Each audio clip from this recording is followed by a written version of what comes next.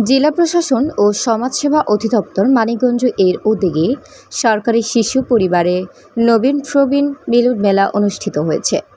বিশ্বের আলো টিভি মানিকগঞ্জ জেলা প্রতিনিধি বীর মুক্তিযোদ্ধা মোহাম্মদ আজহার হোসেন।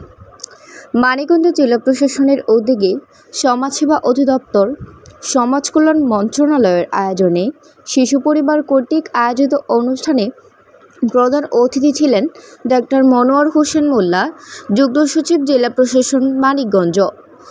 26শে অক্টোবর 2025 রোজ রবিবার সকালে মানিকগঞ্জ পৌরসভাধীন বেউথা সরকারি শিশু পরিবার অফিস প্রাঙ্গণে শিশু পরিবার ও সিনিয়র সিটিজেনদের মিলন মেলায় শান্তির প্রতীক পায়রা উড়িয়ে নবীন প্রবীণ মিলন মেলার উদ্বোধন করা হয়।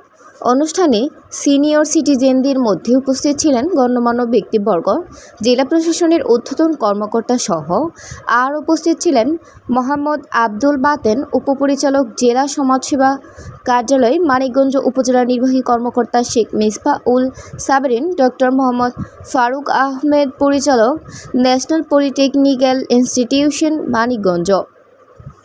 যুদ্ধকালীন মুজিব বাহিনী কমান্ডার অধ্যক্ষ বীর মুক্তিযোদ্ধা মফিজুল ইসলাম খান কামাল, অধ্যক্ষ আব্দুল ইসলাম শিকদার, মোহাম্মদ জয়নাল আবেদিন, বাংলাদেশ মুক্তিযোদ্ধা সংসদ মানিকগঞ্জ জেলা ইউনিটের আহ্বায়ক বীর মুক্তিযোদ্ধা মোহাম্মদ আব্দুল মান্নান, বীর মুক্তিযোদ্ধা মোহাম্মদ শহীদুল হক, বীর মুক্তিযোদ্ধা শরফুদ্দিন নুরু, বীর মুক্তিযোদ্ধা কাজী আবুল হোসেন, মানিকগঞ্জ প্রেস ক্লাবের সভাপতি জাহাঙ্গীর আলম বিশেষ সহ আরও অনেকে।